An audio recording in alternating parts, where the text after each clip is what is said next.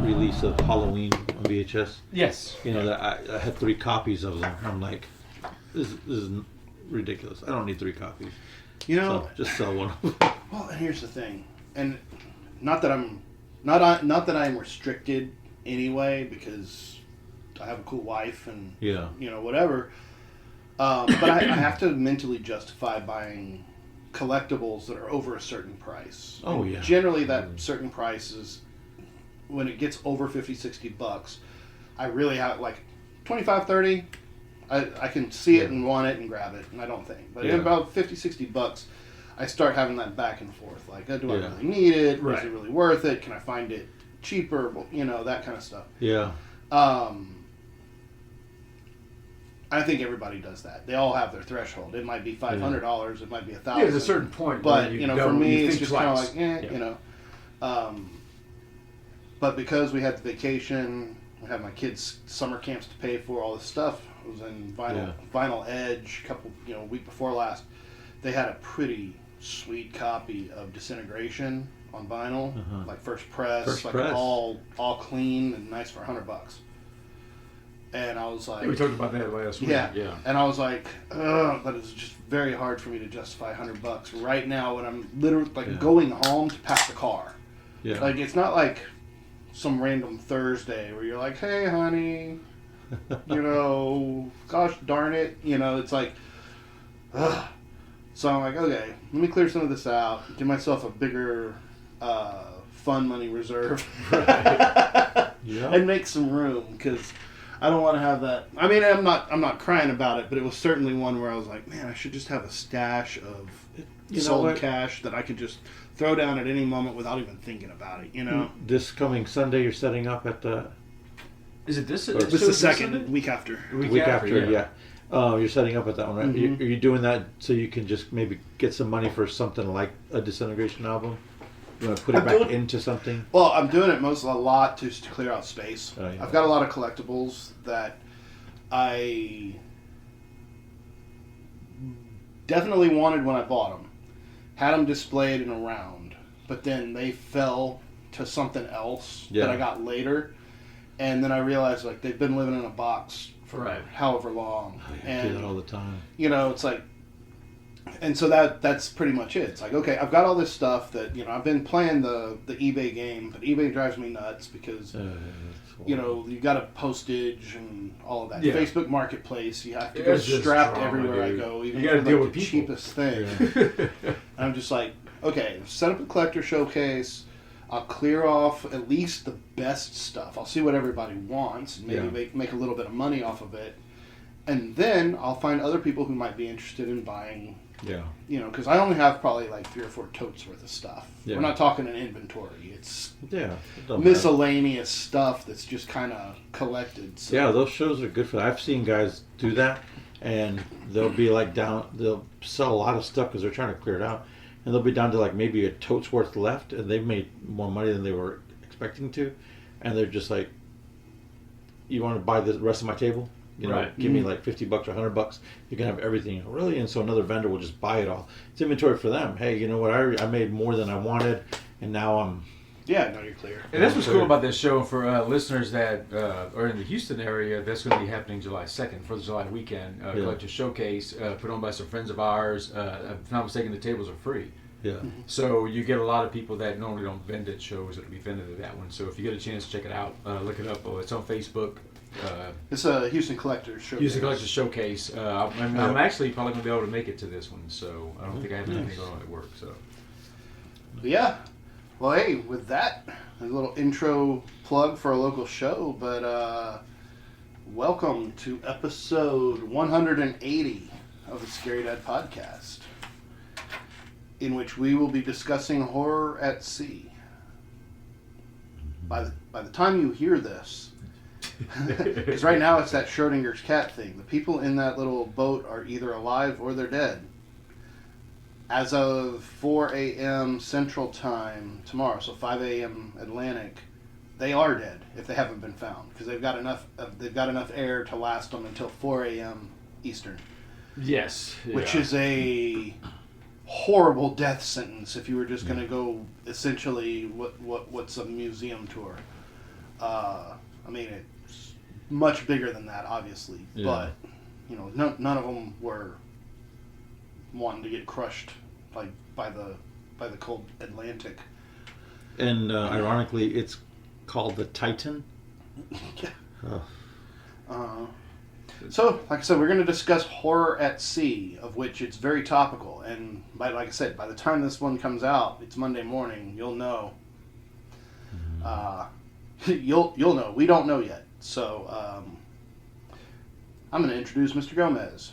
First, the old business. All right, old business. Okay, so when Scott was like, "Hey, what should we talk about?" Between last week's episode talking about body horror, but the current shark attack thing that was going on in Egypt, then our episode before that talking about shark attacks, the episode before that talking about summer blockbusters, in which Jaws is the first. We got a little running theme here, so we're going ahead and sticking with horror at sea. But it just so happens whenever I looked up the old business, and I was like, okay, so what was a movie that you'd see? What was like the number one movie the summer 50 years ago, June of 1973? The Poseidon Adventure. Son of a bitch. We're going to be talking about that one here in a bit. So, so in June of 1973, you were going to go to the movies. You would have seen Poseidon Adventure. You might, because it was a limited release, you might have seen Fists of Fury, which is the first starring Bruce Lee. Yeah. And you would have been able to see High Plains Drifter, Clint Eastwood. Clint Eastwood. There's quite a few other movies out at the time, but nothing we'd want to talk about here. Those are the kind of stuff your mom watches whenever your dad's taking a nap. Movie based on a Beastie Boys song. In music, and this is very apropos, 1973, June 26th, the number one song was Show Me Your New Tattoo.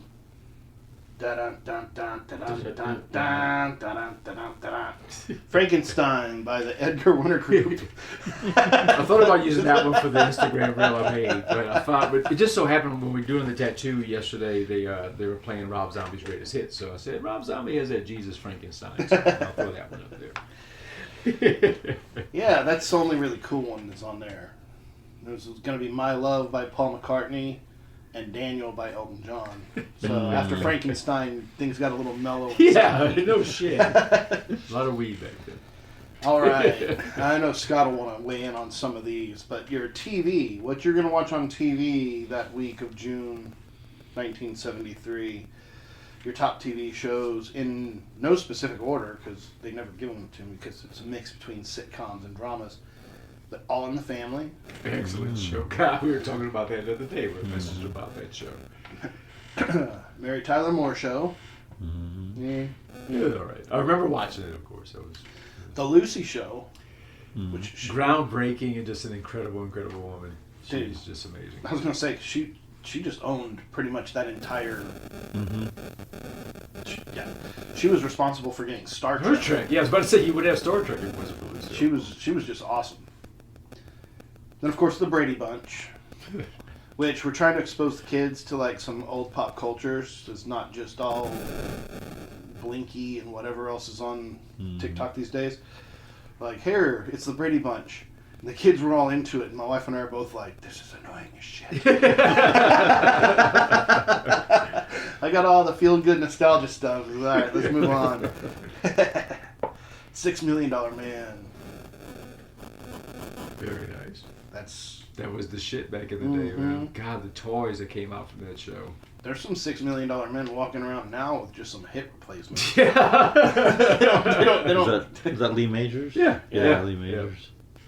Yeah. Wow. All right, you would have seen MASH. Oh, yeah. Sanford and Son. Oh, just iconic. We always share stuff about that show. I can't believe how young he was. Red Fox? Yeah, he was in his 30s or something when he's doing Sanford. Yeah, we were talking about Wilford Brimley. Wilford Brimley, when he filmed The Thing, was a year younger than I am now. He looked about 70 in that movie. But wow, people aged a little different diabetes. back then. I got diabetes. I don't know what that means for how I'm going to start getting going, but... There was some meme I saw the other day. It was a teacher in class asking the class, so-and-so has 30 candy bars and he gives so-and-so 25. What does so-and-so have? And there's a kid raising his hand and he has Wilford Brimley's face. It's like diabetes. I remember that. Did I mention Soul Train? I don't remember you used to watch it. I had a Soul Train shirt on. You didn't realize last week I had a Soul Train shirt on. I didn't. Yeah, it was a Soul Train shirt. It was love, peace, and soul. People all over the world. Dude, the internet is a crazy place. Have you seen the thing? It's true though. It's like check out this motherfucker Michael Jackson wearing a white jacket over a hoodie. And you look at him, he's wearing like an Adidas on the Thriller cover. He's wearing like an Adidas hoodie with a white jacket over it. It's like, dude, it was Michael Jackson. You expecting he's wearing a suit? Yeah. Just you didn't look that close. When you look that close, you're like, Really? like he couldn't. He was not even like couldn't be bothered. Come over here. We're gonna film the. We're gonna take a picture of the album cover. I'm just gonna leave my shirt on, right? It looks okay, right? I know, just for me, Soul Train was just huge when I was a kid, man. I mean, every party you had the Soul Train lineup that you would do, where all family would just get around and dance together and stuff. Soul Train was huge for me when I was a kid. And what pisses me off is, I watch it now, and I kind of realized it when I was young, but now it just looks terrible. But everybody lip synced on that show. There was no live playing. And they would fade the music out before the song was over. So they would be up there still singing, but no words were actually coming out. It looks terrible now. The early British shows with, like all those acts from, England were the same way. They all were lip syncing, and it would fade out, and they were still They're still singing, yes, still performing and everything. Yeah, that's pretty funny. Well, you have to think though. If you're TV, and this is not got nothing to do with control. It's just medium. Like if you're a producer in a you're making a TV show or whatever, it's like, okay, I need a consistent sound across the board because we're going live probably, and if we're not going live, then we're going pretty close to live. And one of these guys could fall down. He could be drunk. Something might get thrown off. They might get in a fight or something. But at least the sound is right, and we can cut to commercial, or we can cut to a scene of the audience. But if they're playing live and mess up, then that whole spell is broken. Right. Or you'd have an incident like on Ed Sullivan with Jim Morrison saying, we can get you higher, baby. Still do it. Like, oh, well, there goes that agreement. Yeah, I love that movie. The Doors, Val Kilmer deserved actor of the year for that, or for the decade. I mean, that was amazing. But I've seen that Ed Sullivan clip, and it's not as pronounced as in the movies. He just sang the words. Yeah. It's almost like he forgot not to sing it. It didn't look like he went out of his way to right. He's just doing his thing. Yeah. But it is funny how that it pissed everybody off. It pissed everybody off. Like, come on, and man. got them banned. Yeah. Reading that The Dirt by Nikki Sixx, or by Motley Crue, and he's talking about how they're at their height of their fame, they were living in California and just having these massive parties all the time. And Ray Manzarek would hang out and come over, and he's like, man, that dude was a fiend. Like, that guy wanted drugs all the time. Mm-hmm. He's like, and if he's this bad, I can't even imagine how bad it was. Because Ray's supposed to be the tame one out of the band. But that is it for the old business. So we will be back with the new right after these messages.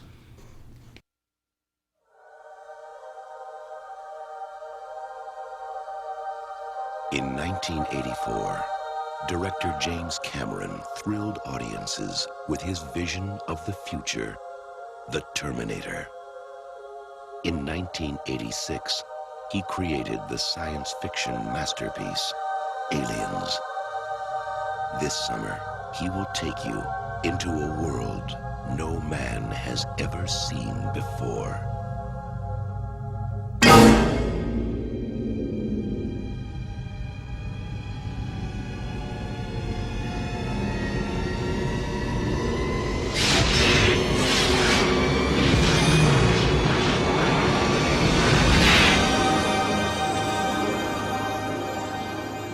The abyss.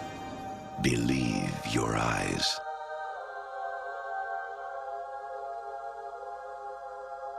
And we're back. Joy. It just, I realized a little while ago, it was brought to my attention that you may have heard a third voice there with us in the first segment, and we're joined by our very, very good friend, new grandpappy, Mr. Andy Gonzalez. Woohoo! Speak up, of Gonzo Toys and Collectibles. I'm present. Yeah, we love having Andy around. He's just a really, really great friend, and another guy that just loves some horror, and another guy that can talk. So, Yes, sir. Too much sometimes. yeah, I agree with that to a certain extent. All right, so Mr. Gomez, if you wouldn't mind bringing us in. New business is new business, and this is new business. Okay, so I got one piece of new business other than what's going to take up pretty much all the new business that we have. Of course, had a whole bunch of stuff, and then we had the incident occur this week that has pretty much blown up and has suddenly become a serious internet phenomena. It is just insane how that story has blown up. But to begin with, we love our animal attacks.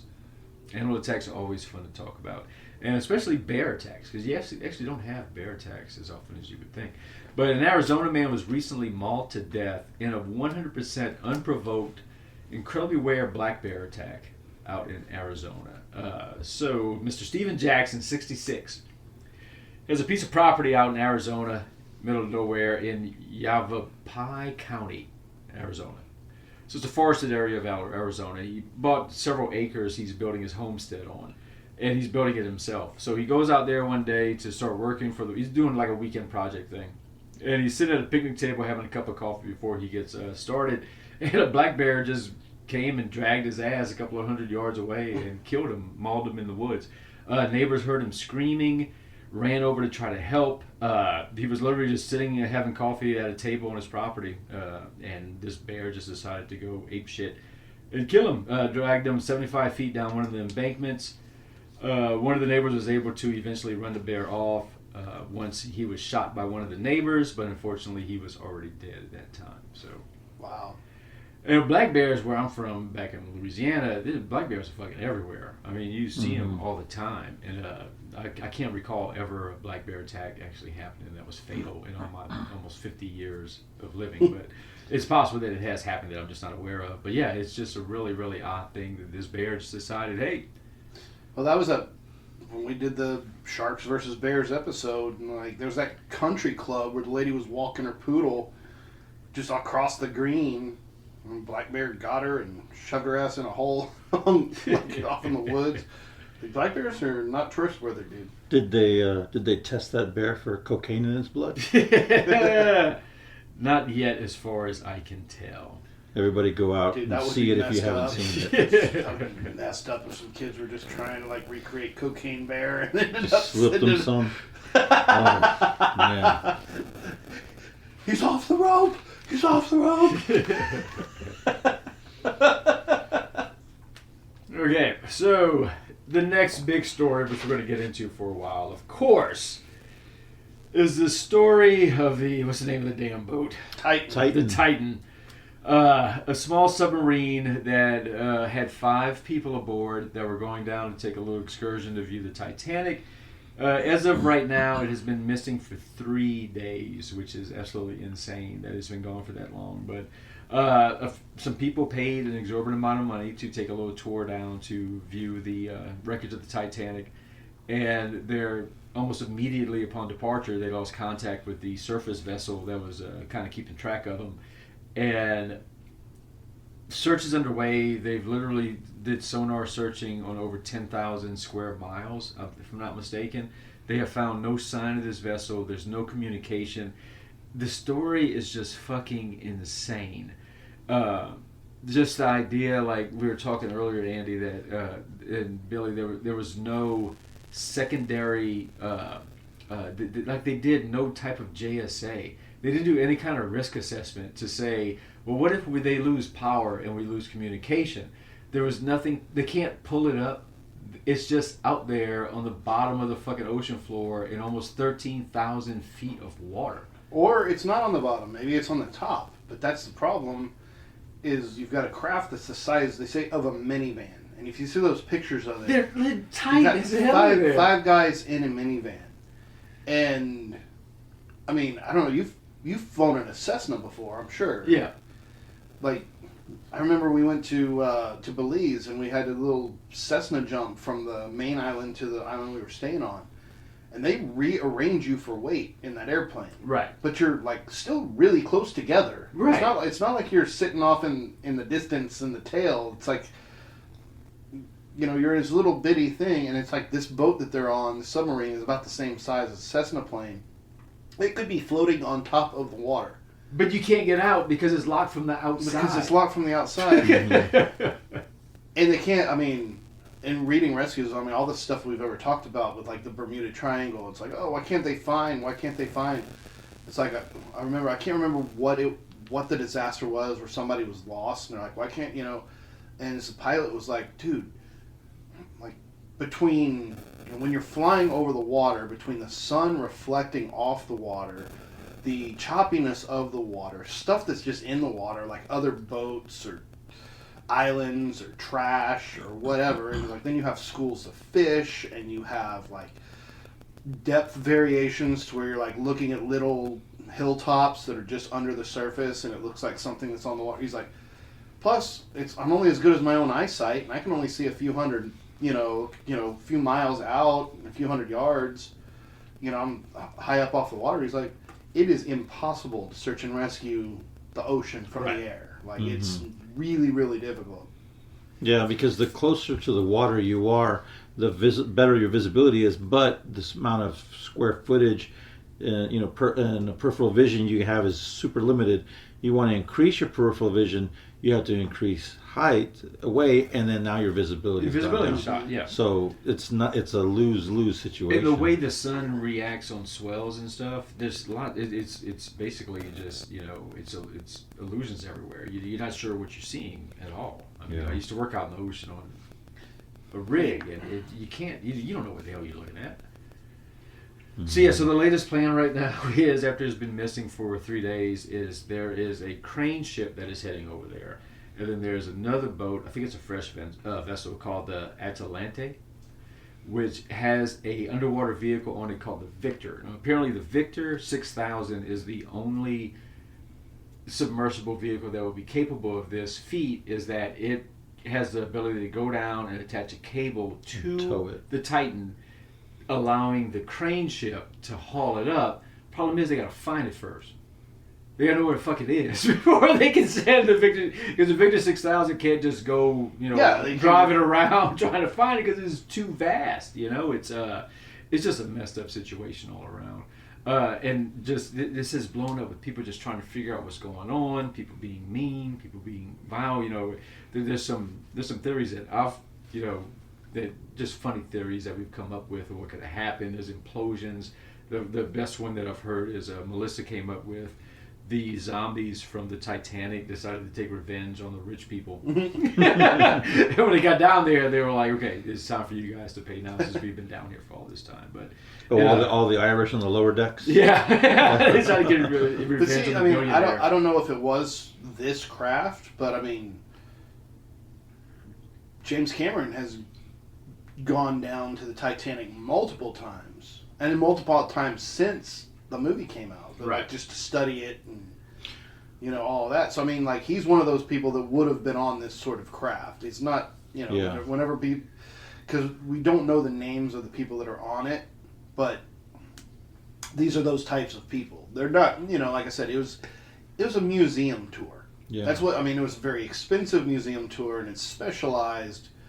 But it's like, what if they were to give you, like, I don't know, you're gonna pay $500,000 and you're gonna get to see the secret underground chambers under the pyramids, and you'll be like one of 200 people that have ever been able to see it. And then the tunnel collapses. You gonna laugh? I mean, that sucks. I mean, I would pay for that. I would go see that. But there's lots of stories coming out about the people that are on there. There's people saying that the CEO of Ocean Gate, which owns the vessel itself, has made comments where he basically thought that it's not so many words as safety is overrated. That we shouldn't be wasting money on certain things, and he was definitely not the type that would err on the side of caution. Yeah, I guess you could say, because like I was saying earlier, they shouldn't have to attach something to it to pull it up with a crane. There should already be something attached. When somebody jumps in a shark cage, you don't drop it down there and hope that they make it up. You have a secondary method for them to be able to get up. Right. Well, in this submersible thing, the thing that's surprising me is not... Obviously, the boat was designed the way that it was, and it's controlled the way that it was. I mean, it's been on multiple missions. It is what it is. I'm surprised they don't have just like, for lack of a better word, just like a beacon, like something like a shark tag. Yeah. It's like, just tag that bitch. They know where, Geolocation I realize that the depths are so far that you have to have certain specialized equipment, but not if it's inside the cabin. Right.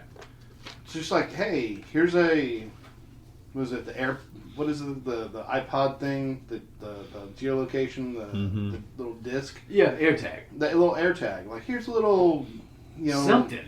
Marine-worthy air tag. And we're just going to stick that right on the side of the hull here. And if you run into trouble, you can all be shark poop for all we care, but we're going to pull the boat up. Right. We'll find the boat. Yeah. But that's not even a thing. That's what's weird. Yeah, I think you just mentioned it, that this isn't its first voyage. It's second, third, fourth, or fifth. It's gone down many times, down to the Titanic before. And I read some stories with some of the previous tourists that have gone down there, and they've said it was like a nightmare. It was scary. And one guy was talking about an employee with that Ocean Gate being fired because he was trying to let them know that, hey, this glass it's not tamper proof for this depth. It's only for this much. And the CEO was like, no, it's good enough. Things like that. I mean, there's a lot of course, all this stuff is coming out now, but there have been questions for years about the integrity of that ship and the thing about it is you got to realize that over time, the more you go down, the more you can cause damage to the integrity of that ship to where it's not going to be as functional as it would be before. It's like I was saying, just a quick hydrostatic pressure analysis at 10,000 feet. It's like 5,000 pounds of pressure put up against it.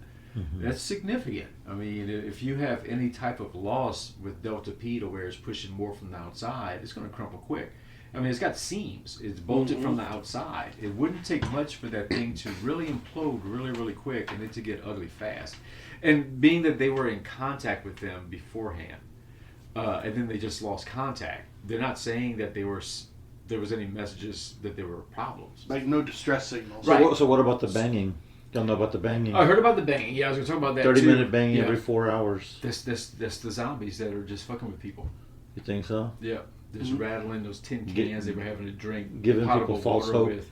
Yeah. Or send more. Send more. Send more paramedics. Send more paramedics. It's angry giant squid like banging on it like a frying pan. He's trying to beat it open. He's banging the Titan against a brick trying to get it opened up.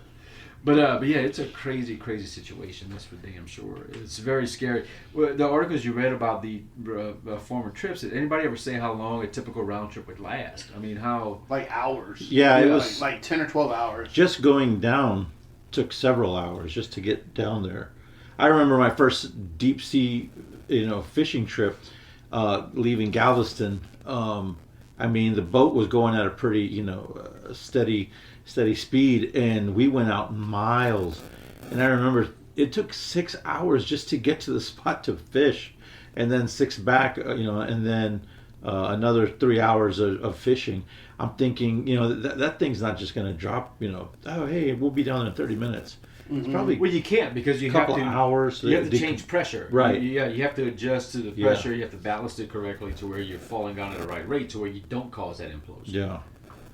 I mean, and assuming that, let's just assume it's a 12-hour total thing.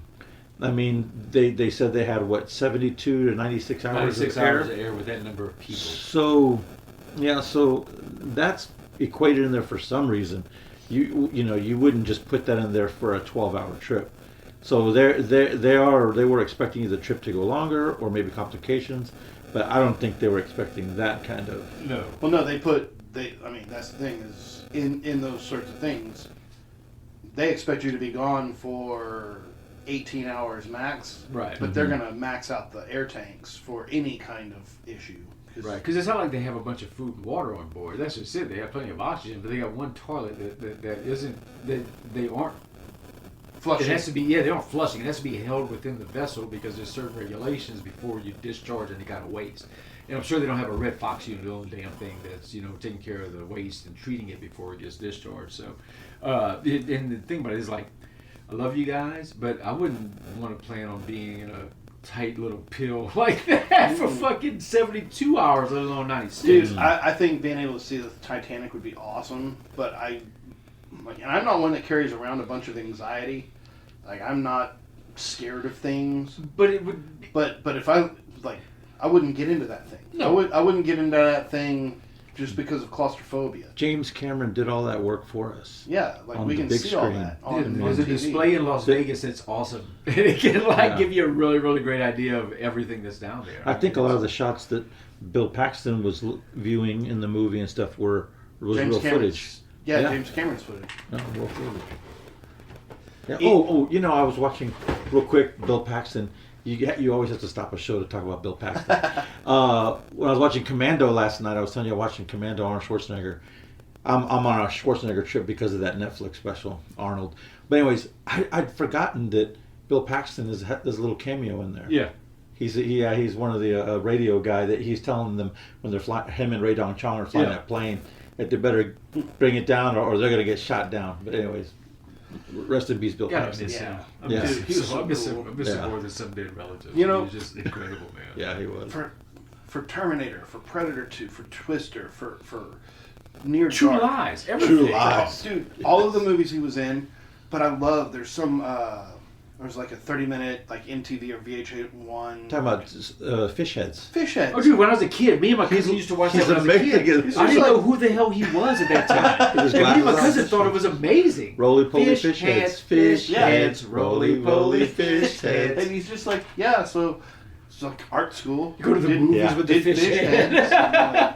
Took Fish Heads to the Sunday matinee. Yeah. I'm like, Yeah. dude, but like for all of his accomplishments, you have all of them, and then you have that, and you're like, that is weird, and like out there bizarre.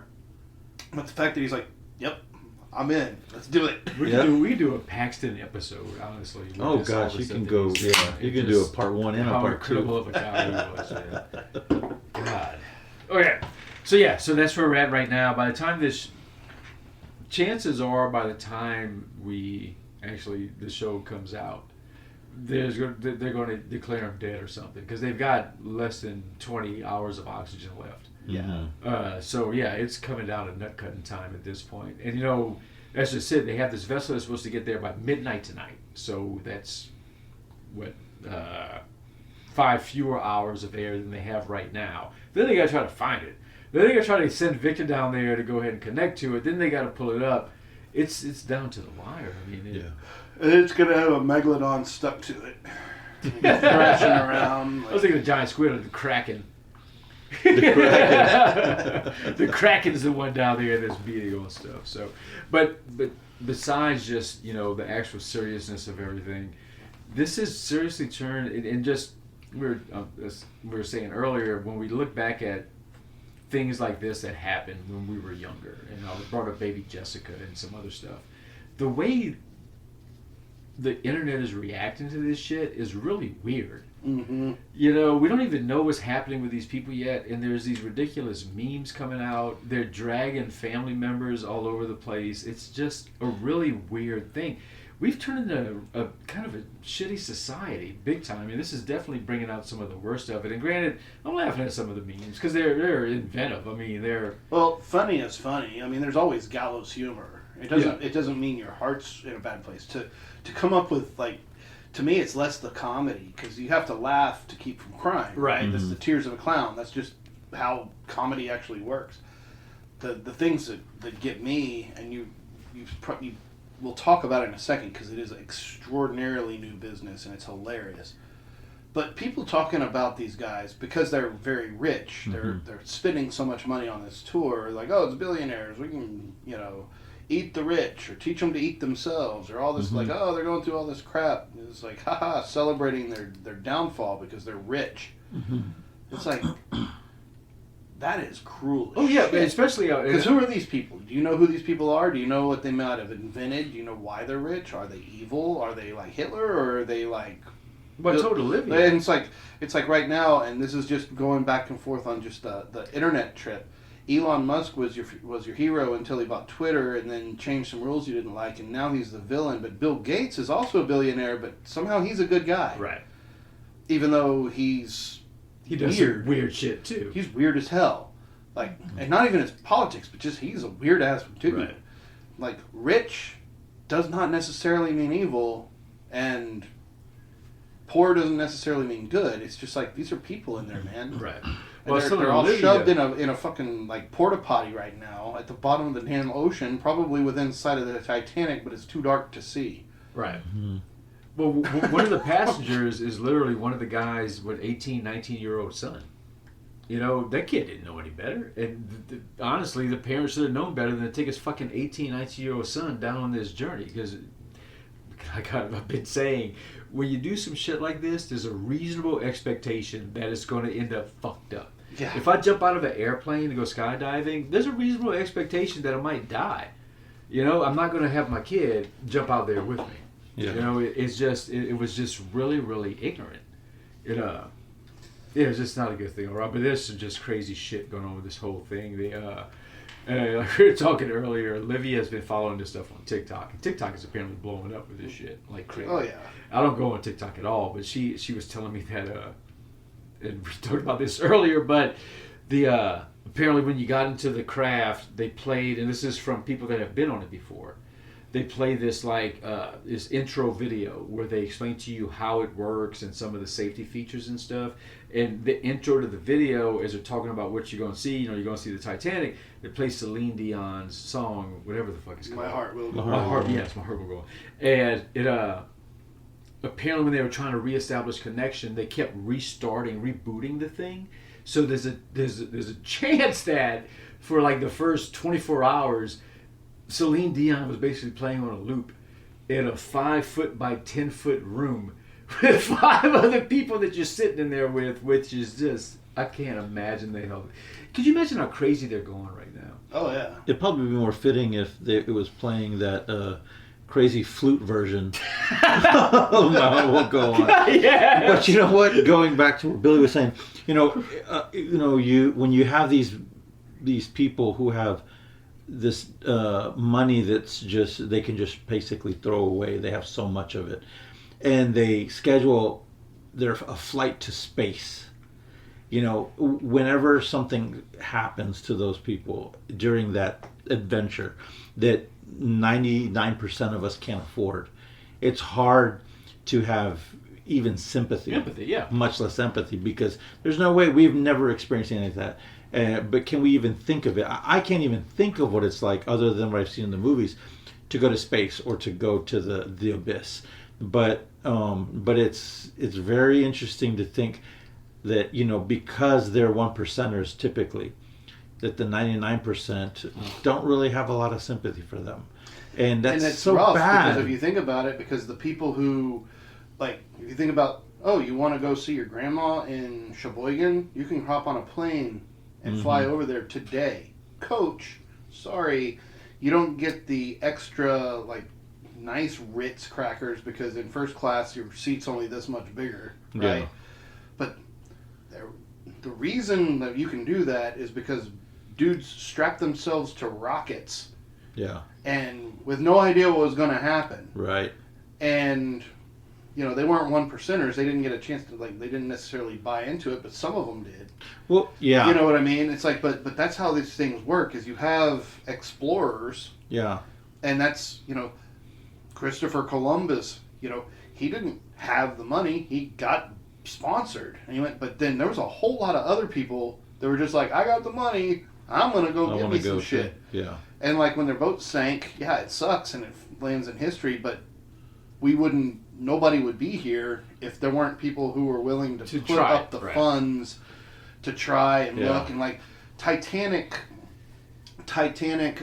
visits, I guess, is probably an ancillary thing to submarine technology innovation, right? Like it's like this is how they fund that. It's like, you know, because ultimately it would be easy enough to probably build some structure at the bottom in an elevator, you know, as far as this to liabilities anyway. Just like that's that little trip there is like the luxury tax square on Monopoly. Man, you know, I don't have to pay the luxury tax because I don't do luxurious things, you know. right, Yeah. They paid a lot of money for this, but unfortunately they're paying with their life too. And you know, let's step away from those folks there, and let's put it in a different context. I think we can all understand, and maybe we're all dads here. So, Kobe Bryant and his daughter, right? They die in a tragic helicopter accident. Mm-hmm. I remember reading people. Well, if he just took the car like all of everybody else on that team who couldn't afford a fancy helicopter to fly to not hit traffic, you know, then he'd probably still be alive. Whether that's true or not, Kobe died and his daughter died. Right. I mean, this was a real, and the pilot too, who had family too. You know, these are real people, you know, and I remember when that first happened, you know, it really hurt my heart because I have daughters, you know, and I thought, wow, you know, can you imagine what was going through Kobe's head knowing that they're going down or something happened and in a split second, I'm sure all he's thinking is, I can't do anything to save my daughter's life. No matter how much money I have, I literally can't do anything for her, and that's it, it's over.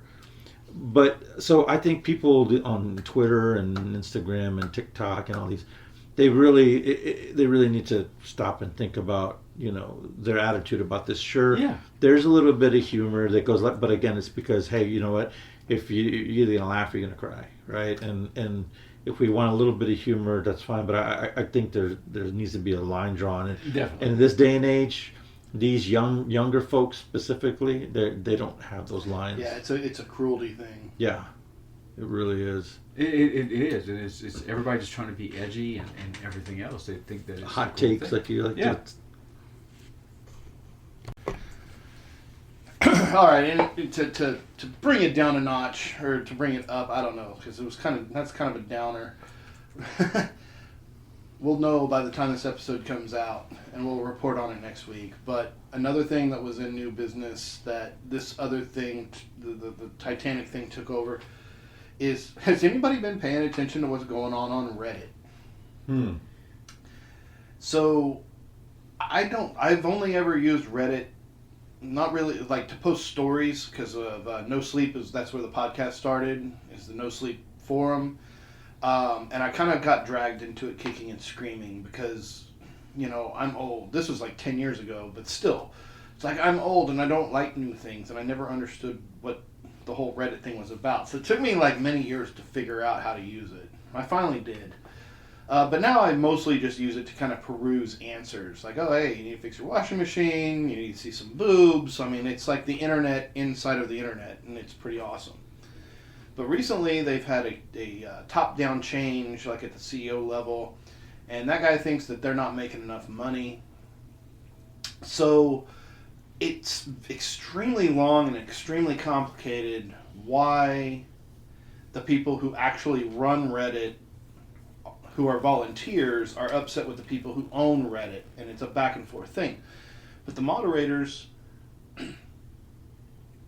went on protest, and they're like, okay, we're going to shut down our subreddits, which is the forums, until you give us a little respect. And the CEO of Reddit was like, dear everybody, if you don't like your moderator shutting down your subreddits, then send us an email and we'll get rid of them and put in new people. So that didn't work.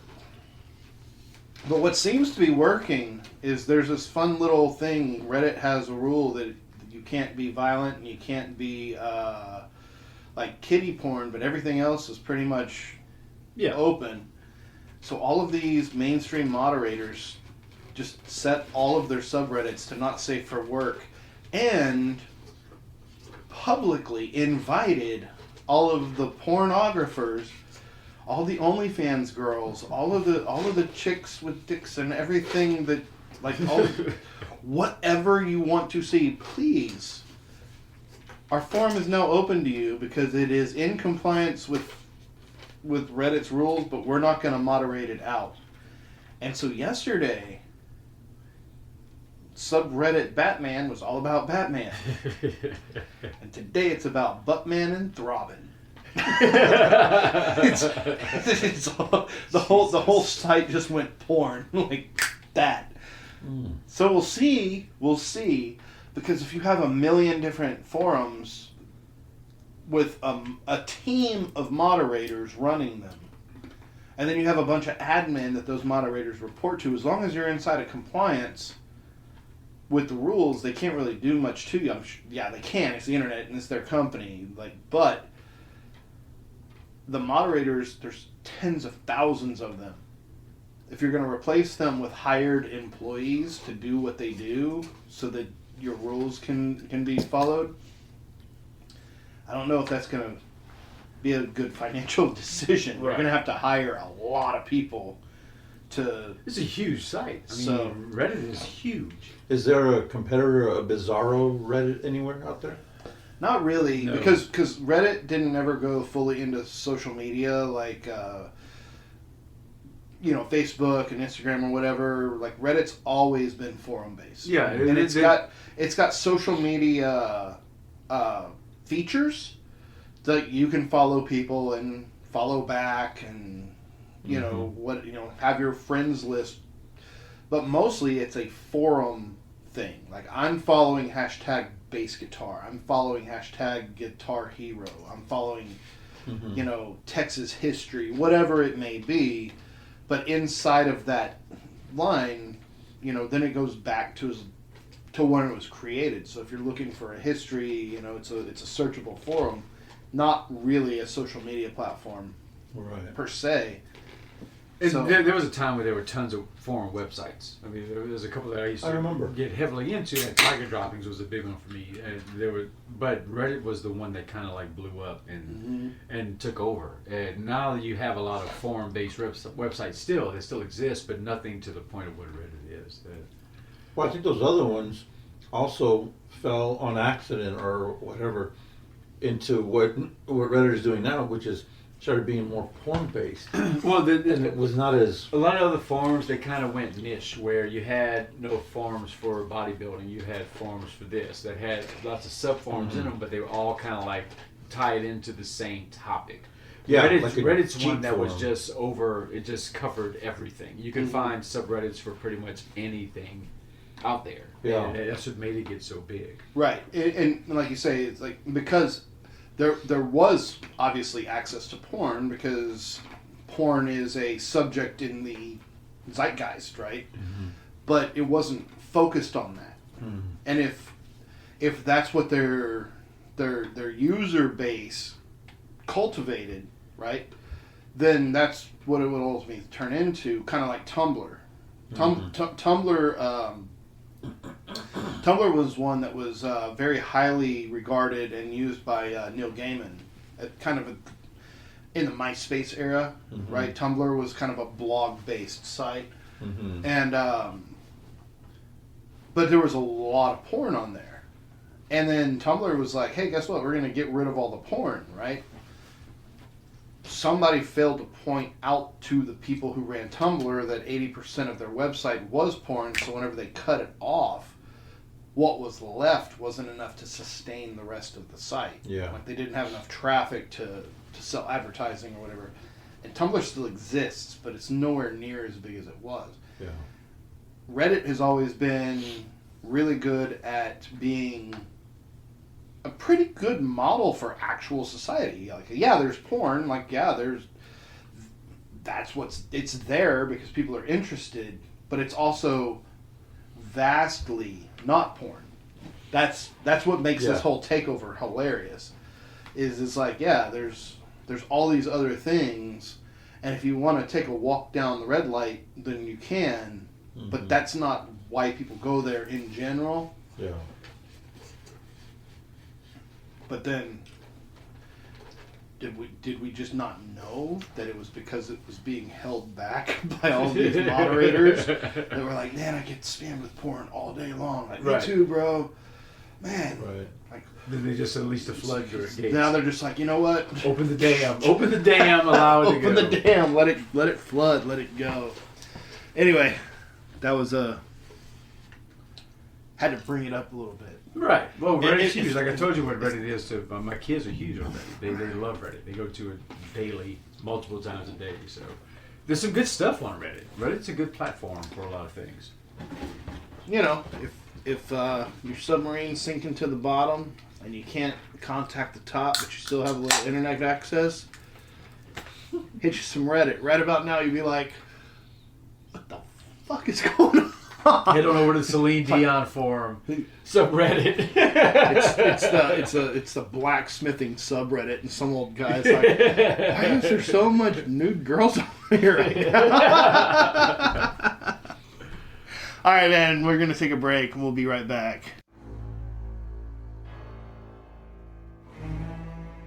At a depth of 4,000 feet, they roam harmlessly, minuscule, and unseen by human eyes.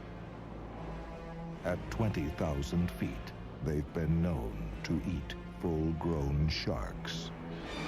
But what if those at 40,000 feet were to rise from the deep?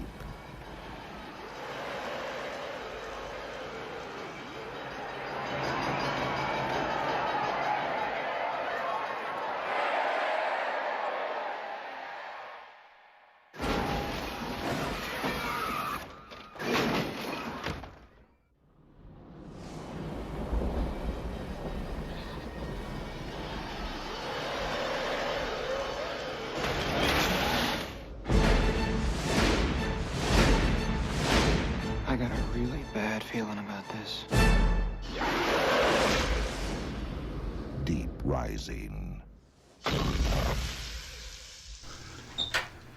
All right, we are back, Yes, we are. and there's a little addendum to the new business because it's just been a busy week, man. It's been a busy pop culture news week, but we also lost Treat Williams. Yes. Who Andy and I were just talking about it during the break.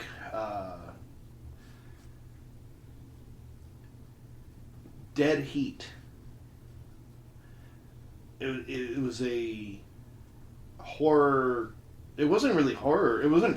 It wasn't a comedy. I don't want to say horror comedy, but it wasn't a comedy. It was serious all the way through. It was a hard-boiled '80s buddy cop movie where they're actually undead. They have. Yeah. It had tropes. It had horror tropes. It So was it had horror definitely, tropes. It was yeah, a zombie movie. Marvel's zombie version of Beverly Hills Cop, but Yeah. with two cop buddies. Joe Piscopo was pretty much the only humor Yeah. in that. It was pretty serious, pretty creepy. And the story is, cops get shot up and killed, but then they are exposed to a chemical that revives them, so they are able to come back and avenge their own deaths, basically. Solve the crime. And that was the first time we ever saw Treat Williams. Well, Treat Williams, who's been in a lot of movies and TV over the years, passed away. He got hit he was on a motorcycle He was in a motorcycle crash in his town in Vermont. Well, I will bring up just my first experience with Treat Williams was, of course, 1941 with John Belushi. Yes, yeah, that was an awesome movie. So I revisit that one every once in a while to this day. I just need from to being a watch kid, that I one. used to watch it all the time as a kid. That movie is hilarious. Dude. Yeah. It was pretty fucking funny. But yeah, sorry, continue. No, but in prepping for this episode, like the horror at sea, it is by far not the best of a list. It's only topical because Treat was in it, and he just passed away. But then when I thought about it, this is one that gets it does, to me, it does not have its respect that it should, as far as either disaster movies or weird horror movies. You know, Ebert said that it was one of his worst movies ever because it was just an Alien copy, which is absolutely not. The only thing that I ever thought Deep Rising screwed up is that they showed the end of the movie in the trailer. Yeah. With him and Famke Janssen on the jet skis flying away from the exploding boat. It's like, well, if you know the boat exploded, and they survive, you pretty much know where the movie is. They didn't really put a lot of thought back then into the trailers. I remember they used to give away some of the best parts of the movies back then. But Deep Rising is I remember, because I've seen it recently. I saw it in a hotel, I think, when I was... So earlier this year, actually, I saw like the second half of it. Man, those monsters were brutal. Because they're like sucking people down like straws, like like a Capri Sun. And then they're spitting body parts and like all kinds of, like they were going into different rooms, and it just looks like there was a people explosion everywhere because those worms were just getting them. Yeah, like it was a certainly effective monster movie. It had plenty of violence and gore. You know, it had its moments of like, man, this is stupid, but I mean, it's freaking stupid. Right. It is a deep sea monster movie. Yeah. But it's like it switched dimensions, because even if you remember the end, they get away and they get onto the shore after they blow up the monster. They get on the shore and there's another big monster on shore, and they're like, spoiler alert. They're like, well, I mean, it came out in what, like 95? Yeah. Yeah. Yeah, the tagline was, "This ain't no pleasure cruise." That was their tagline. Yeah. I mean, but that's one of those, I think, it's underrated. It's a highly underrated horror movie. I don't think it gets the same respect as something like, because it's another one I want to talk about, is Ghost Ship. Yeah. Oh, no. Well, Ghost Ship has that opening scene that has just become a phenomenon. It's the iconic opening scene, but Ghost Ship is still really good. It was a good ghost story. Yeah. Remind me was it the wiring? Mm-hmm. It was electrical wiring that came across, or piano? It was piano wire. Piano wire. No, it was a like an anchor. That's right. Anchor cable. A tension cable. Yes. And then they hooked it onto something so that it would just zip out. That it was really really thin. Well, so I have, if people don't have IMDb as a saved app on their phone, they should. I live on IMDb because I just love the little facts that I didn't know, or sometimes to double check on something that I think I know. But the frightening and intense scenes on Deep Rising were moderate, but the violence and gore is rated as severe. So really? it was definitely violent and gory. Deep Rising, but the frightening stuff, I mean, especially if you're like us, horror fanatics, it really wasn't that scary. Right. It's definitely bloody, and that was a cool part of it. Well, Billy had mentioned something being a kind of a ripoff of Aliens. If you want to talk ripoff of Aliens, you definitely got to talk Leviathan. With Peter Weller. I mean, that was the thing, and Aliens combined together pretty much. Yeah. And, but it's a good movie. It's not a bad movie at all. You got Mick Foster in it. Peter Weller. They're lined up by a corporation to oversee underwater mining operation. At the bottom of the sea, the crew stumbles upon and investigates a sunken ship, only to bring life form back to their own. As the creature slaughters crew members and causes them to grotesquely mutate Beck must save who he can and get back to the surface before the vessel is overtaken. It definitely steals a lot from other movies, but it wasn't a bad movie at all for the time and everything. Yeah, Colonel Troutman was in that one too. Yeah. Richard Crenna. Yeah. Yeah. But during that time, so 1989 apparently was the year of deep sea movies. Right. Damn sure. It seems like it with. Yeah, Because the right Abyss. after you had The Abyss, which Yeah. won an Academy Award for visual effects, which was pretty impressive. That's the thing I like that was most impressive about that entire movie was the visual effects. Well, and that's because we just started off the show talking about Titanic, and that's James Cameron. Yeah. Mm-hmm. James Cameron made The Abyss, and The Abyss is between Terminator, There's a precursor. Well, to right. T2. It was because it's between Aliens and Terminator 2, because Mhm. James Cameron didn't do Terminator 1 or Alien. Well, when but he improved the series yeah. in a stellar way. So I'm not knocking, but man, James Cameron comes out of nowhere with The Abyss, and I think he's just a gifted writer in such a way, because between Titanic, like, he perfected it, the horror at sea. But and we'll talk about Titanic too, because it's not a horror movie at all, but it's fucking scary. You know, It is. It is the whole long scene of it breaking apart. But with The Abyss, we're giving a lot of kudos to James Cameron. Not Cameron. No, not Kirk Cameron. To James Cameron. But I watched a series on ILM, Industrial Light and Magic, which is Lucas's company, and James Cameron gives all the credit to ILM, because he said, it's one thing to write these stories, but it's another one to bring them to life. And when they were writing that script and they were going over it, like, this is what we want, we just don't know how the heck we're going to do it. And I got to watch the whole process in this ILM series. And it starts from 77 Star Wars, 76 Star Wars making of, and it goes through. So without The Abyss, T2 didn't happen. Right. So The Abyss was kind of like, the starting point. Yeah, the testing practice, grounds. The testing grounds Yeah. for the T1000. So, but yeah, ILM definitely needs to get a lot of credit for how amazing the graphics were in The Abyss. Well, one thing, just some Abyss trivia that when I was researching the show I found out about. Apparently Ed Harris was miserable during the filming of The Abyss, and it was like a really, really bad deal. And Was it claustrophobia or something? Well, he almost drowned in one of the scenes, Mhm. and apparently he kind of hem-haws as far as actually saying that it was true, but apparently he punched James Cameron in the Oh, wow. face Really? at one point, because it just got. There's a part where they're filming this scene, and he's trying to keep this woman from drowning and going away, and he's slapping her and stuff, and nobody said that the camera had run out of film. Oh, good. And he got furious about it because he's True wasting Lies his all over time again. slapping somebody.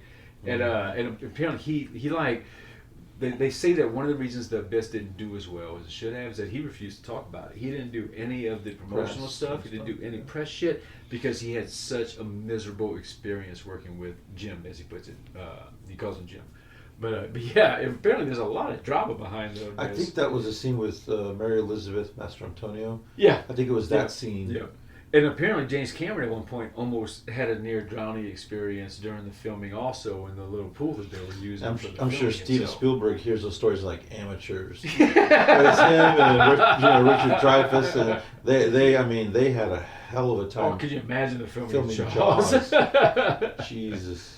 Well, and what always gets me, and this has got nothing to do with at sea horror or movies, but there's those people, there's those characters like James Cameron, for example. There's actors that are known for being like Chevy Chase or whatever. Yeah, he's going to be horrible. And so you think about, like, you go to your work every day, and you can have a salty demeanor, but if you're an asshole, HR's going to call you in at some point and be like, hey, check yourself. But it's like with Hollywood, it's like certain actors and directors, and so it's like James Cameron. Like I've heard that he's an asshole, and he's a controlling one. But he was that way before he had a hit. So is it just that he's a driver, and nobody has the balls to go kick him off set and be like, because I'm sure if the page boy bringing in the coffee was an asshole, they'd be like, okay, page boy, You're fired. We got somebody get else out to of do here. it. Right. You got this guy over here that's behind the camera, and he's like, okay, and he doesn't even have fish heads behind him. He's just some dude with a beard. And he's like, okay, I got a good idea. Like it's weird to me how some people like bulldog their way into jobs, and other people are like, okay, I'm doing the best I can. They're like, not good enough. Get out of here. Yeah. And you're like, I read that Dino De Laurentiis was a lot like that too, and was hard to please. Well, look at Stanley Kubrick. Yeah, same thing with but Stanley see, Kubrick. Were they that way after they had the success? I think it was before. I think it was ingrained in them. Yeah. Because I was going to say, because it would be one thing if you're a driver, like it's one thing, it's like, okay, I've brought you in billions of dollars, you leave me alone. Yeah. Versus, I don't know what I'm doing, I'm hoping I'm doing a good job. Like, get the fuck out of my room. Like, it seems a little, you know what I mean? It just seems a little... Well, a prime example of that, and some people love him, some people hate him, is Quentin Tarantino. From the get-go, he was already, I want to do this my way. Yeah. And if the studio said, well, we want to change it, okay, well, that's okay, thank you. And he'd walk away before he made his smash hits. Mm-hmm. So there are some directors that, they're already like that. I guess Cameron I mean, and Ed could take it. He's certainly, I mean, he's got the chops. Right. Not going to argue. He's obviously right. Well, I appreciate him for bringing us The Abyss, because that was a And the thing what it is, movie. at that time, Ed Harris could have said, fuck it. He was an established actor. Oh, yeah. He was good. It's not like he was trying to break into Hollywood or anything like Mm-hmm. that. But that just shows you the weight that James Cameron has. One of his movies, you're not going to quit a James Cameron film. Well, Ed Harris did an amazing job too in that movie, though. Yeah. Very emotional. I think every like even the drones in that movie were characters. Mm-hmm. Like so like even whenever you felt the third tier characters die, they all had like at least a little line or a personality or at least something. So whenever the rig crashes and they're walking through, it's like it's not just them seeing their friends dead. You're seeing their friends dead. Like it was. We were talking about those scenes too, where they're in suits walking on the ocean of the abyss, walking on the floor of it, going across, and they're just like the camera view is inside the suit, like barely breathing, like getting feel like you're getting an asthma attack, and it's pitch dark all around you, and you're trying to get to that other, because this one's collapsing and whatnot. I mean, that's horror in and itself, because and it's they're very just hanging real. off the edge that whole Just time. hanging off the edge. It's not like they're at the bottom and the bottom sucks. They're hanging off the edge, and this Then place it sucks. goes. But then as soon as this falls down, it's all over. Right. And then Michael Bain, he's always the hero. He's always the good guy. He's always, and then he just pressure gets him. And he flips out. Total asshole, piece of shit. And then when that submersible collapses, I was telling Scott earlier, it was like, you don't think about, I mean, a lot of people do single scenes. So it's a single scene in a movie that's not scary. That's, like, The Abyss was not supposed to be a scary movie. Yeah. It was supposed to be a suspenseful movie. But it wasn't like a vampire or a slasher. It was But Michael Bain with that submersible, and he's just got all the power in the world because he's going to blow up that bomb. And he's just like, and then that big crack across his window appears, and it's just like, oh God. Like how... Don't the lights go out? Yeah, like everything starts, because That's and his submersible starts to implode, and you're just like, oh God, this sucks so bad. Yeah. And even now, like that, like they were already in an untenable position, but now he's not going home. No. Like, he's not getting out. He's got miles and miles and miles of darkness in front of him. And that's what these folks on the Titan are probably experiencing. Oh yeah. You know, little by little as the time goes on. Well, what I love is your point that, did somebody think that, they told us we only have 96 hours of air for 5 of us. What if it's only 1? I can hang out here for a while. Come on, guys. Got something to eat now? Yep. Yeah, I might start smelling in a couple of days, but Like that scene in Harlem We Nights. should call what's his name? God damn it! He's all of our. He's the actor. the actor. Drew Marvick. Okay, Drew. Okay. Tell Drew that he needs to make a movie about this sunken submersible with 5 guys in it with 96 hours and It's a guy who can basically- figure out math. It's got basically his alive in the Andes he's got- Mountains. He's got his Casio calculator, and he figures out 96 times 5 equals a chance. Yeah. So, Could you imagine a murder mystery at a 5 by 10 foot? which one of y'all? Which one of y'all Who did can the it? killer be? Okay, we're falling back into that nasty Yes. shit right now. I'm sorry. I apologize. Let's talk about I like, didn't say anything. let's talk about people getting eaten by sharks or something. Yeah. Where do you guys want to go? Because they're way below sharks now. Yeah. If anything's gonna get them, it's either gonna be You know, megalodons or giant squids. the whole idea of things underwater, obviously started off, we won't go into Jaws too much. I think y'all have And we talk about that a lot. beaten that shark to death. But, anything that was in the water that you could not see, so past your feet, looking down you can't see, has always been scary to me.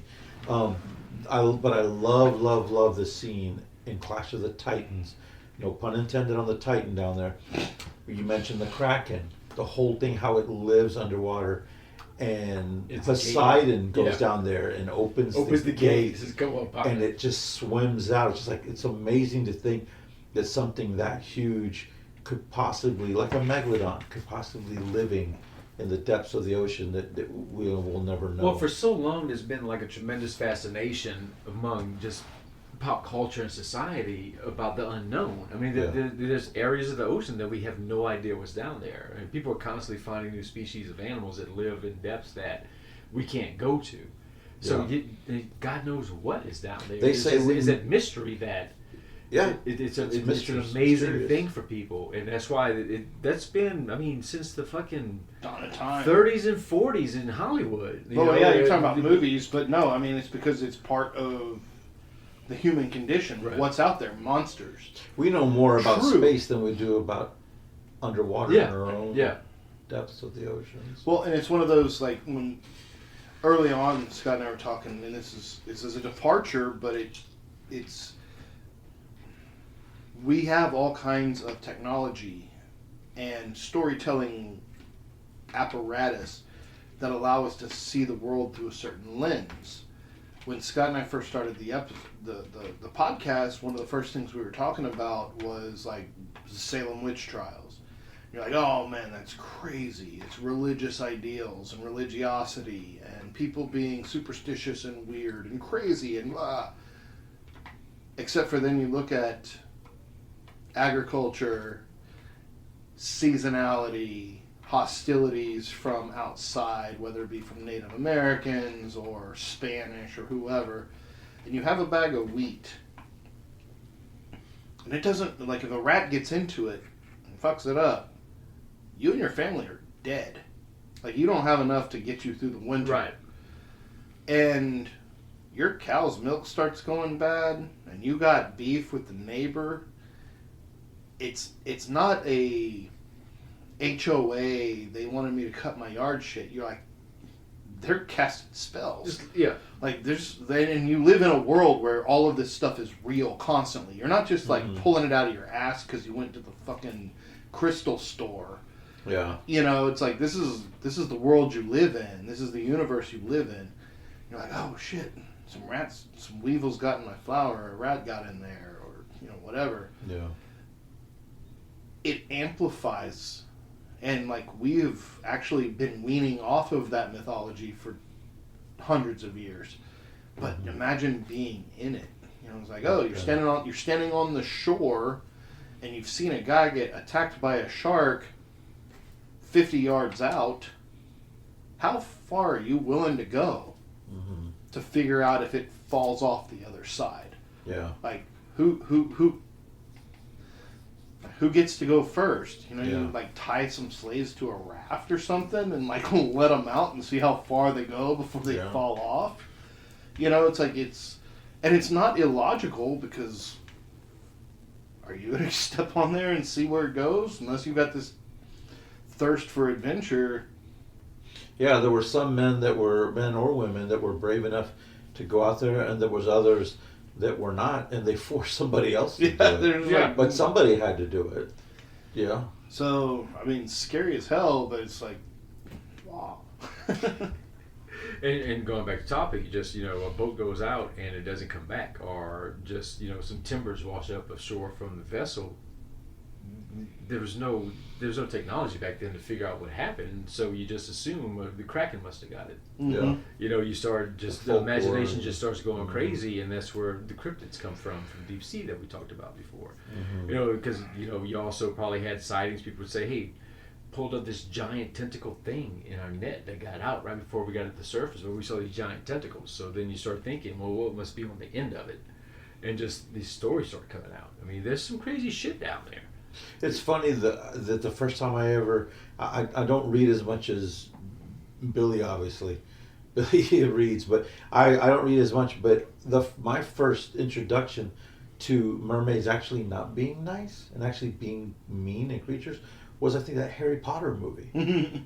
Like, seriously, and that was just in the last couple of decades, I didn't think that, I always thought sirens were something good growing up. I thought sirens, like, oh, there's these like sexy women that they actually cause people to crash into the reading rocks about that when I was a and kid. die. Yeah. And I mean, these are all things of the sea that somebody's, like you said, you don't just crash your boat. Something made you crash. Right. I said, I think they were haunted by these women, these mermaids, these sirens. Because they knew better than to run into the rock. Something caused them to do it. Yeah. Well, and that's the thing too, is like, depending on the tide, depending on all kinds of different factors, fog, your beer, visibility. there's tons of things that could have happened, There's so many different ways you could crash a boat, and that's why like most shipwrecks are in like little harbors. It's because they were in home port, they knew where they were going, they just ran into something because the tides were weird, or they lost track of the light or something. Yeah. And the folks can do this on their own, or if they want homework, but there's conspiracy theory out there about the Titanic that it was a job. It was an inside job. I don't necessarily. Well, it's one of those things like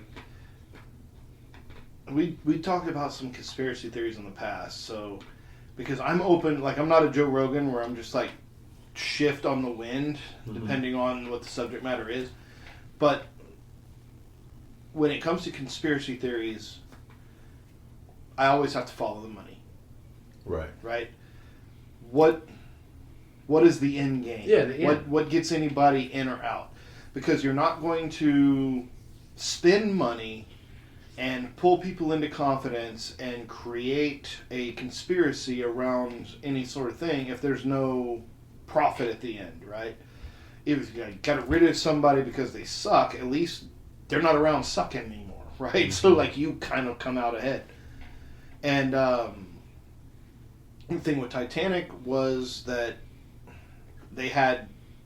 it was the Olympic was a sister ship that had all kinds of problems and damage and was not seaworthy. And so the conspiracy is that they flipped the Titanic and the Olympic and like rebranded them so that the bad ship sunk. Yeah.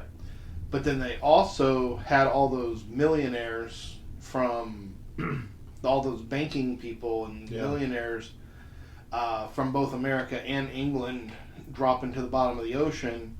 That then sets into motion the whole banking system. The control of the banking system. Yeah, the private banking, the Federal Reserve. Mm-hmm. Because before, they had control over that now.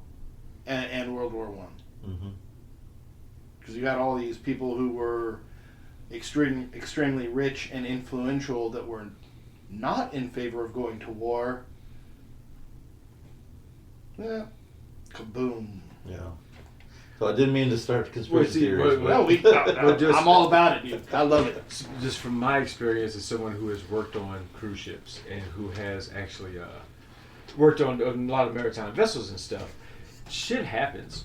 We've been in wrecks many times when I was on both the paddlewheel boats and also working offshore, and normally it's complacency. Mm-hmm. You assume that everything's going to be fine, and then some shit happens that you're not prepared for. One of the coolest wrecks that we had, I remember when I was working on the American Queen paddlewheel boat, the big fucking 300-foot long, 7-story tall paddlewheel boat. Woke up one morning and I go for a jog. We were supposed to be docked in, I think it was Chester, Illinois. And I woke up and I was going to go for a jog for my shift, and I go out on the deck and we're in the middle of the woods.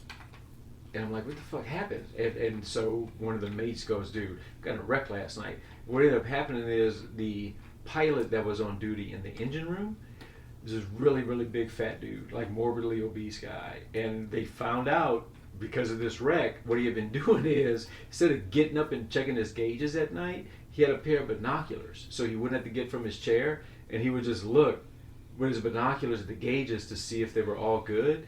And because he never got up and just sat there, he fell asleep. And we ran into the fucking, we ran into a bunch of woods because he wasn't paying attention to shit, and engines had shut down. How did you not feel that? We felt it when we were going through, how did I not feel it to wake up? A lot of people just slept through it. Oh, wow. And we just went straight through some woods, knocking trees down and shit. We were stuck there for like 48 hours till they finally pulled us out. But that wasn't the only time shit like that happened. Just people get complacent. They do the same thing over and over again. So they think that it's going to happen the exact same way every time. So they kind of take it easy and they don't do the proper things they're supposed to do. So yeah, accidents like that shit used to happen all the time. I mean, it was... So to me, looking at it, I can see where even experienced pilots run into that iceberg. Yeah. Because of complacency. Well, I know some other movies that you had mentioned. You mentioned Leviathan, and I think you guys covered a lot of the monster ones. You know, considering y'all had Jaws, some of the blockbuster one, and the Jaws thing. Did y'all talk about the Piranha movie? Yes, did? Piranha's a great movie. Right. Piranha was supposed to be a parody movie, and it ended up blowing up. The later movies turned into more of a parody movie. Like we talked about Piranha 3 and Piranha 3D, and then Piranha 3 Double D, which is actually the 4th installment. Really? Yeah, terrible. Yeah. Terrible fucking movie. But yeah, we talked Piranha. Piranha's a great movie. I remember y'all talking about Anaconda, and you know, one of the previous ones. I think it was the one with Mr. Joe Denton on there. But did y'all talk about Lake Placid? Briefly, and actually me and Melissa were talking about that. We forgot to talk about that one. That one's Lake Placid is a great fucking movie. I love that movie. Yeah, Betty White. Such a Betty fun White's movie. the one that feeds him and makes him grow and all that. I think what hurt Lake Placid is the CGI was a little bit too overboard with it. It got kind of goofy, but it was a good. But what was movie. the other one? No, like I mean, it hurt because there were so many of those CGI like over the top monster movies at the time, and there was like Tornado or Twister and Volcano and and then Armageddon. Like there were so many disaster Day After movies Tomorrow. that just. They all came after Jurassic Park. They all thought they could do a Jurassic Park. But what did Lake Placid? There was another one with the alligator, right? The crocodile or something. It wasn't Anaconda. There was another. Like Lake Placid was the better of the two, but there was another one. Kind of one of those mirror image movies. Oh, there was one. It was what was it called? Oh, I know the one you're talking about. It was giant. It was actually a Nile crocodile that came over. Yeah, damn, I can't remember the name of the movie, but I know the one you're talking about. Yeah, and so like Placid was the star-studded one, and there was another one that was actually kind of better that came out around the same time. But there was like because there was a mirror image of Anaconda too, wasn't there? I mean, it wasn't stupid like big killer snake, but it was like python or I mean, serious like it was that kind of a mirror image sort of around the same time. I don't know how that works in Hollywood, where ideas get leaked and you get two like Volcano and and Dante's Dante's stuff Peak comes out that and- something's coming out, so somebody else will say, "Hey, I'm gonna jump on that idea too," and they try to do one fast, just like Swamp Thing and Man Thing. Yeah. Well, It's you just have been you have happening for a competing long time. studios Yeah. that were because it was the Twister. Wyatt Earp and Tombstone. Yeah, exactly. You know. Kevin Costner. Yeah. And Tombstone's obviously the better, but Wyatt Earp. Wyatt Earp is Primeval. amazing though. No, it's not it's a bad. just not Tombstone, but yeah, it's You amazing. heard Primeval. That was it. It was because when I first saw Primeval, when I first saw it, I didn't realize it was a crocodile movie because it sounds like it'd be some other kind of monster movie. But it was a huge Nile crocodile. But it was definitely a good movie. And it came out around the same time as They were like around the same time. Yeah. Because you had Armageddon and Deep Impact. Mm-hmm. And Armageddon actually has taken the top role, even though Deep Impact was better with Morgan Freeman. Elijah Wood. And like nothing used Armageddon except for the sappy Michael Bay like American flags while they're all looking into space montages. That was just like almost painful. It was like, okay, yeah, giant rock is about to hit us. You don't need to slow-mo the agony. Like this is just voyeuristic as sucks. It's like the little boy in the backwards or sideways baseball cap, like leaning out the barn window over the flapping American flag, looking into space, and you're just like, You didn't get the apple pie that was come on, man, cooling off on the like, ledge. dude, like, can you be like? Could you be any more just sappy shit? Yeah. But Armageddon was fun. Oh, if they made Armageddon today, there would definitely be a Trump flag somewhere flapping in the wind. I already know that. But Deep Anyway. Impact was a better kind of took the whole concept a little more seriously. Like, oh shit, there's a rocket or there's a An rock, and asteroid, we gotta yeah. figure it out. No, we into space. We're still out at sea. That's what the episode is about. I mean, we can move around. It doesn't matter. Right. Yeah, I think there's only so many things you can talk about with the ocean. Y'all have already covered a lot of it. Well, there's also just all the Harryhausen movies back in the day with Sinbad. The All those Voyages, Sinbad Seventh Voyage, movies yeah. had like some incredible sea creatures and just things that happen on the water and stuff. Which it just he's the king of stop motion animation back in the day. Dude, Just I all love movies. those pictures. Like we were at Joe's house the other day, recording the episode a few weeks ago. But those pictures of Ray Harryhausen in his studio, and he's got like the Kraken, and it's like 1.5 feet tall, and he's got the Medusa head that's also 1.5 feet tall, Right. and it's just like Cyclops, like yeah. all of these things that he's made, and they're all just standing like dolls on shelves. I'm like, that is like what I wouldn't give, because I mean, obviously that happened a long time ago, because he was like working in the 70s and the 80s and 60s, 70s, 80s. But to just go in there, Well, has that Yeah. display that was traveling the museum circuit in Europe ever made it to the States? I don't 'Cause think there, so. there was a display of it, all those things that were Harryhausen's. traveling, all of Harryhausen's Yeah. models and stuff that were going through I'd go to a that. European tour. I would go to that in a heartbeat. Oh, That's yeah. my whole childhood, dude. I wish I wish we'd get something like that here in Houston. Also, an H.R. Giger, just exhibit too. I mean, because he's got so much stuff Yeah. in his Oh yeah. his collection. His wife has kept. But you know what? I just thought about this. So we've been talking about ocean things, but I think we kind of take it for granted because we pretty much live. You grew up near Corpus, right? You grew up in South Louisiana. Yeah. We're all beach babies. We're all coastal kids. yeah. People who live in Minnesota don't give two shits about a Jaws. They can't relate. What about freshwater stuff? Like we brought up Lake Placid. The whole idea of the creep show tar monster in the water when I watched that, and I remember the first time I went to a lake, I thought about that the whole time. I think water in general. Well, Creature from the Black Lagoon was one. Creature of the from the earliest Black ones. Lagoon. Yeah, I mean, because when I went swimming in Canada one time, went in one of the lakes in Algonquin Island National Park, it was very scary because the water was freezing as hell, but it was beautiful. But you could when the sun hit the water, you could see the boulders at the bottom of the lake, and it looked like it was about 10 feet down, but it was really about 40. And as I was just treading water there, I was scared. I'm in a freshwater But lake, still. but I was still kind of scared, and I missed that. I missed that fear. I like getting scared. Well, in high school, I remember there was this place called Clearwater. We would skip school to go swimming at, and it was on this farmer's property. It was private property, but he would let you go hang out there as long as you could hang out in his lawn chair and watch the girls in bikinis. It was a really weird situation. I'm not bullshitting you, but we would go out there, and this Clearwater was a pond where they had dug out dirt for overpasses.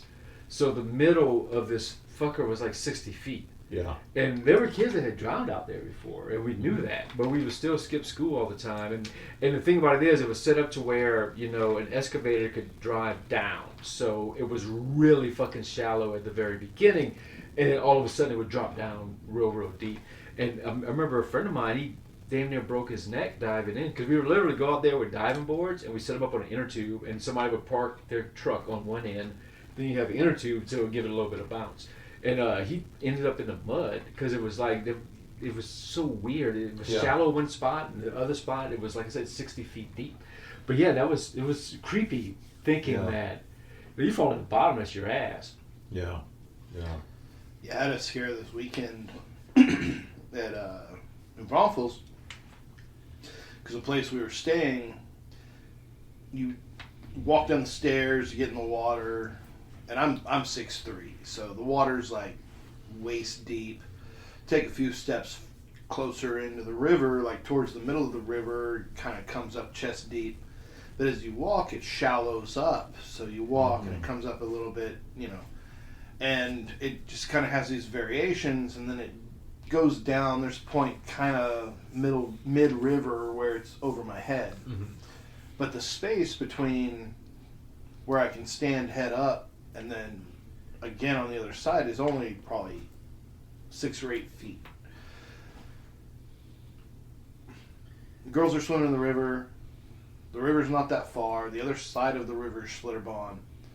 And somebody was like, hey, go swim across the river. So both my girls were like, yay. So both of them hit the water and start swimming. And Juliet shoots right across. Autumn makes it about 3/4 of the way and then pops her head up and she's like, I'm out of energy, I can't make it. And then she starts going into like trying to tread water but being exhausted. Yeah. Luckily I wasn't too far away, but the current was coming against where I was swimming to, so she was to my left and I had to swim to my left in order to get to her. So I started swimming and I'm pushing against current. And then, like, every now and then my foot would hit the ground because it's too shallow for me to actually be swimming. I should be up and walking. Mm-hmm. And I'm trying to do this, and she's, like, kind of starts to float. Oh, like, I'm right there, baby. I'll get you. And finally I hit deep water and able actually to swim. And I catch her and I pull her out. I'm like, dude. Oh my God, first of all, my heart is just like beating out of my chest.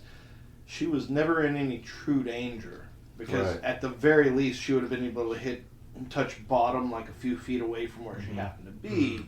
But it's just that, like, you need help. I'm sprung into action and then I'm hobbled in a weird way. So I'm like, dude, if you are ever swimming and lose energy and can't make it, do not struggle. Just turn on your back. Stop fighting. Just turn on your back.